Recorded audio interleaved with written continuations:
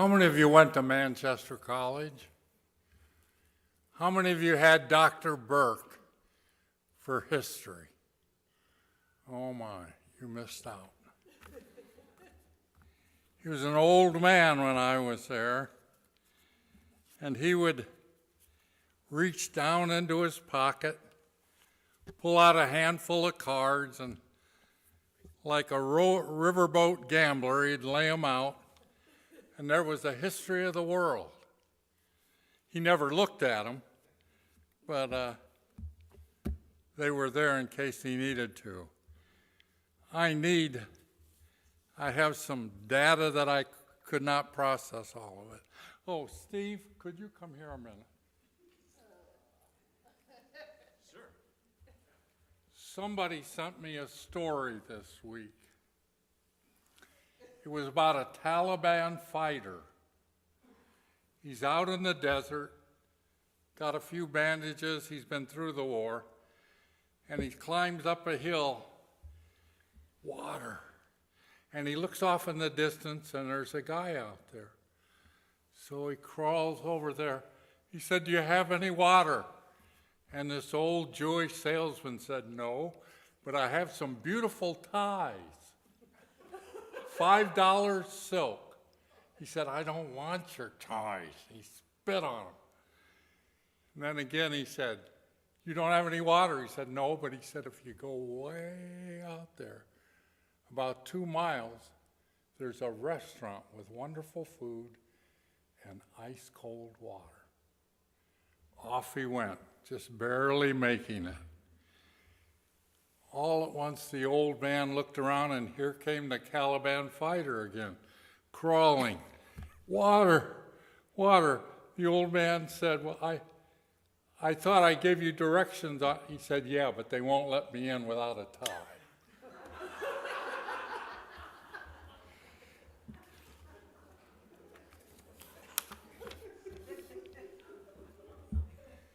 In 1948, my dad came walking home from work at NIPSCO, and carrying his lunchbox, and I said, "Pop, where's the car?" He said, "Bad news." He said, "I stepped on the brake and the whole brake assembly went through." It was a 31 Chevrolet.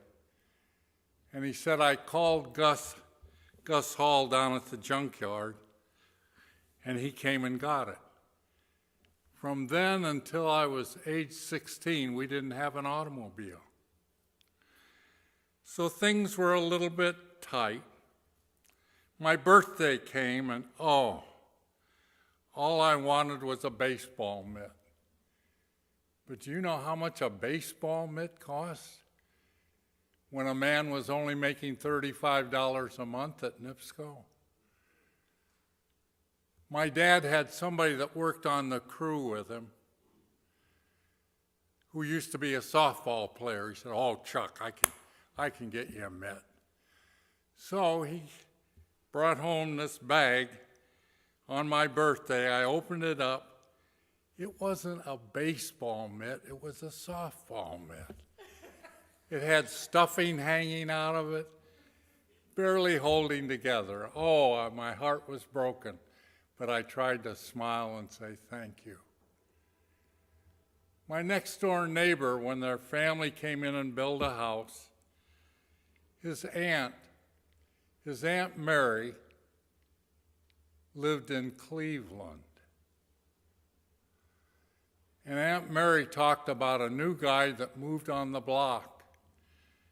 It was sort of the Jackie Robinson of the Cleveland Indians. It was a Larry Doby, an outfielder. John opened up a box. There was an autographed Larry Doby Wilson baseball glove.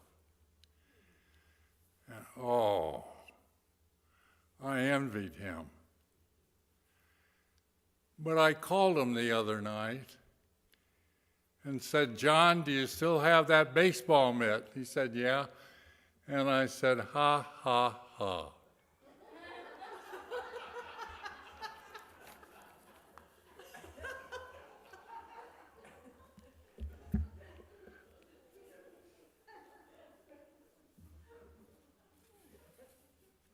At the end of August, the beginning of September, I hope you took time to look at the sunset. There were 2 or 3 days when it was just beautiful. Robin's egg blue, followed by flaming pink. Barbara and I, before she lost her ability to speak, would go on Friday nights up to the Hilltop restaurant. I would park the truck as close as I could to the back porch and then lift her into the truck. And the kind gals who were waitresses would see us pulling in. One would come out and hold the door, the other would come out and help me bring Barbara into the restaurant. They never even asked what we wanted to eat. They just brought it out. A big plate of fried fish, potatoes with chicken gravy, and Barbara's favorite, broccoli salad with raisins and bacon bits and I think birdseed. And then they would help me get her back in the car. If it was one of those sunsets like happened a couple of weeks ago, Barbara, who could no longer put words in sentences, had other ways of speaking. If she really liked something, she went. And if she really liked something, she went, woo, woo. And she looked out and saw the sunset. And I said, do you want to race the sun? And she said, yeah. So we would drive back and forth and watch the sun go down. I will never forget those days. I want to take you on another journey today. Not to the west, but straight east. Google Maps says that 78.4 miles from Goshen is a little town called Ney, Ohio. People who play Scrabble love it because it's 3 letters and ends with a Y, lots of points. It's not very big, never has been, never will be. The census, I think the census said in 2013 there were 348 people there. It was a railroad town. It had a corn and soybean elevator and a little restaurant and a lumber yard. The lumber yard and the corn and soybean granary are gone, but the little coffee shop is still there. And as you go for a walk along the side of the road, there's a number of little houses by the railroad track. They were starter homes for couples who just got married, retirement homes for those who couldn't afford to go to Greencroft. And at one of the homes, there was a little shed out back, smoke coming out, a light hanging with one of those green shades, a little radio, a Philco like the one in my dad's workshop. Had a brass dial. Dad either had it on WLS or WGN in Chicago. As you would go by, you'd hear the radio playing, but then you would hear another sound, thump, thump, thump, thump, thump, thump. When you looked inside, there was a man at a small anvil, and he had a wagon, a Chicago Flyer, red one with white wheels, and he was taking out of it handfuls of nails. Whenever there was a building going on, whenever there was a building being torn down, or when the Palm Sunday tornado came through, like the one that hit Dunlap, there would be this man, Clem Strusaker. Clem, when I called a man who worked for me in Ohio, he said, yeah, that's Clem Strusaker, the nail man. He repurposes, or he did, nails. That's what he would do. Bangity bang, bangity bang. And the gals at the coffee shop saved red cans from Folgers and blue cans from Maxwell House Coffee. And every once in a while he would stop, and then you would hear clunk, clunk, clunk when a handful of nails would go in the coffee cans. When a couple got married, Clem would come in his Sunday best, which was simply another pair of bibs, and his blue work shirt. And when the train used to stop in Ney, one of the conductors had given him a little blue leather tie. And Clem, creak, creak, with his wagon would come, and he would give the couple a can of nails for repairing their home. When the tornado came, tore off part of the church roof and damaged the steeple, there was Clem with his leaf rake, raking up nails, putting them in his wagon, taking them home. When the disaster team came back to do the repairs on the church, creak, creak, creak, there came that wagon with a squeaky wheel and a whole bunch of reprocessed nails. That's it. Just a simple man that spent his retiring years bang, bang, bang, repurposing nails. Jesus, as he, in the 9th chapter, I think, of Luke, said that Clarence Jordan, his reading of the Greek is, Jesus set his face like iron for Jerusalem. Jesus is going to Jerusalem, knowing what's going to happen. His disciples didn't. And on the way, on the border of Samaria, were these 10 awful people. Bandages hanging, calling out, leper, leper, so that people would stay away. And then they saw Jesus. Now the scripture says, they said, Jesus, heal us.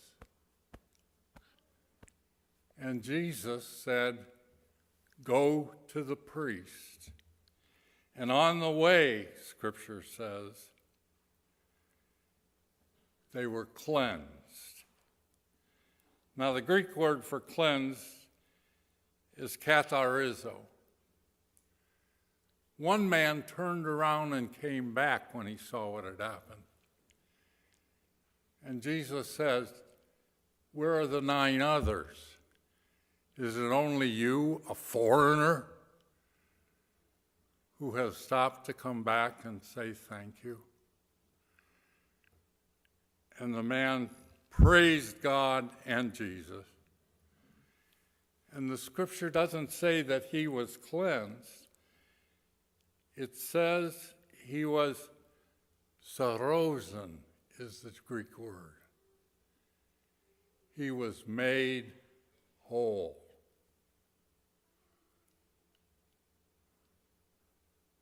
There's a difference between being cleansed and made whole. If you need an example of that, go sit with Michelle. In 2004, Barbara and I went to see one of our sons and his children.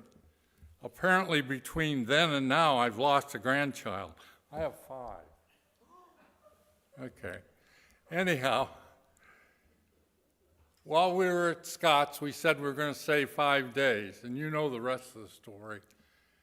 In the middle of the night, old Grandpa got up to go to the bathroom. The bathroom was over here. The concrete steps to the basement were over here, and I didn't go to the bathroom. We stayed for 5 months instead of 5 days in Rochester. The emergency squad came at 3 o'clock in the morning and strapped me to a board, took me to the hospital, and they put my neck back together and put 3 rods in my broken back, and then I think put a mandolin in my tummy. When you look at the x-ray, you see all these wires and hooks and eyes. And one of the women who was helping in the rehab said, "Chuck, I've fallen in love with a carpenter from Colorado. And when we go back to get his tools, when you go home, we'll come see you." And I thought, oh yeah, we can't all keep our promises. One day, a van drove up, and it was her with her husband. She came in, and I had family there visiting. And she said, "Could I talk with Chuck alone?" She sat down, and she said, "You know, on Mondays, the facility where they did the surgery would bring you, a person like you, to rehab with a big, thick notebook and answer any questions that we had. And when the man came and put down your notebook, he said, 'I don't want you to be disappointed, but this man isn't going to be able to walk again. The pelvis is way too bad.'" And then she got up and came over and hugged me and cried and said, "We showed him, didn't we?" I realized in the 5 months that I was at the rehab hospital after the surgery, they put me on a thing where they operated on the back first to straighten out put the rods in and all that, and then they flipped me over and opened up my tummy and put all the wires and bolts and everything to hold my pelvis in place till it healed. I know what it's like to be bent out of shape, to be broken. And I know what it's like to be healed. That's why I added on a couple of scriptures this morning, because when Jesus is done healing and repurposing the 10 lepers, he's asked about the kingdom. And Jesus said, "Some will say, the kingdom is here, the kingdom is there." But no, the kingdom is in you. The kingdom is among you. I will never forget, in the midst of my healing, the cards, the telephone calls, the caring that came from my home church. And that's why I feel at home here, a place that's like the kingdom. In 1958, well, before 1958, when I was about 6 years old, my dad was on the NIPSCO bowling team. Saturday morning, they would go and practice at a little bowling alley, Rushke's, down on the other side of the railroad tracks. One Saturday morning, Dad went, and 15 minutes later, he came home. And Mom said, "Oh, Chuck, what happened?" And my pop said, "He just sat there and wept." The man who owned the the bowling alley was John Rushke. He had a daughter that was in the same grade as I was, but she was in another part of town at one of the other schools. When I would go on Saturday with Dad, oh, Joanne was the most beautiful girl in the world. He said yesterday, the garbage truck backed out and ran over Joanne. She was crushed from the waist down. In 1958, our graduating year, Joanne, all through high school, they said, what are we going to do? There's no elevator. The football team went in and met with the principal and said, we'll take care of it. They made a schedule, and every day for Joanne's class upstairs, these big guys would pick up her wheelchair, and up they'd go and down they'd go. That fall, after the football season was over, one of the guys named Bill was elected the king, the football king. There were some girls there at the dance that night that had their prom dresses on again for the second time. And Bill, it was a little bit different that year when a guy was chosen as the man of the year or whatever on the football team. He got to pick his girls. So Bill walked all the way past every one of those beautiful girls in their formals. He went over in the back in a dark corner. He reached down and he lifted Joanne out of her wheelchair. And he held her and they danced.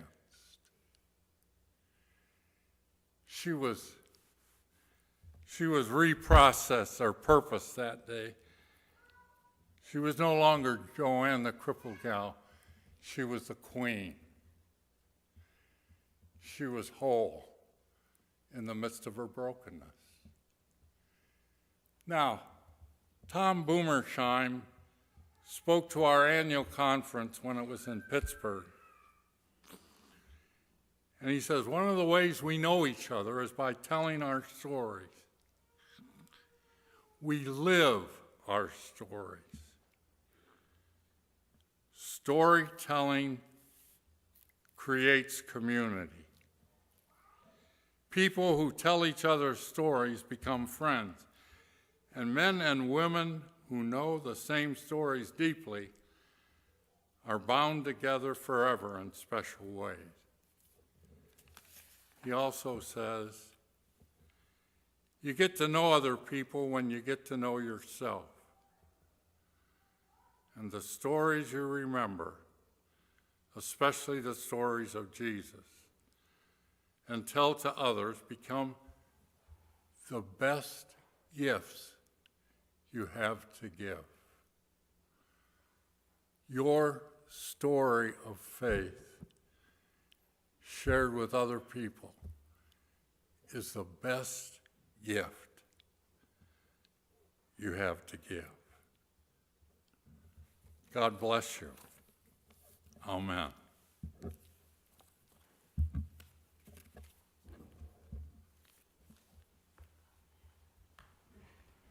Will you please stand and join me in today's final hymn, number 420, Heart with Loving Heart United.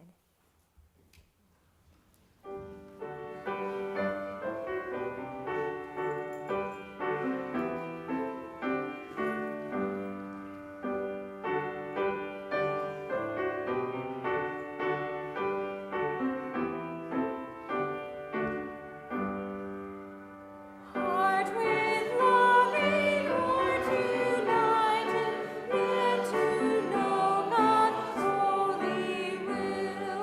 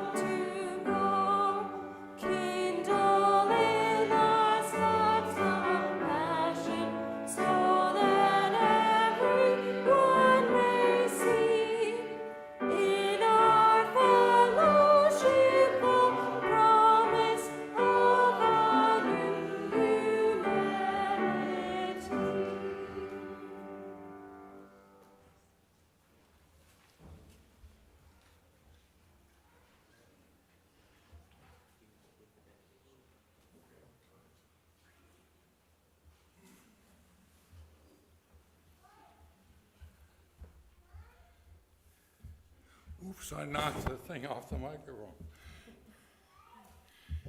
Do you know how much people in Chicago and Cleveland were paying for upfront seats? Please take the hands of the persons next to you for the benediction.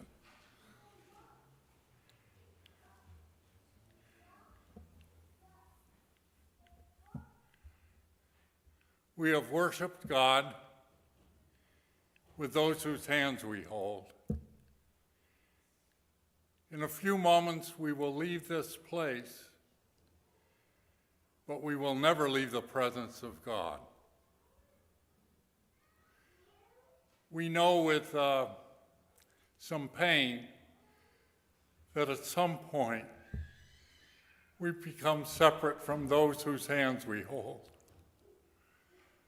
But because of the life, death, and resurrection of Jesus Christ, we are never really separate, one from the other. In the words of Paul, go out into the world in peace. Continue to hold on to that which is good.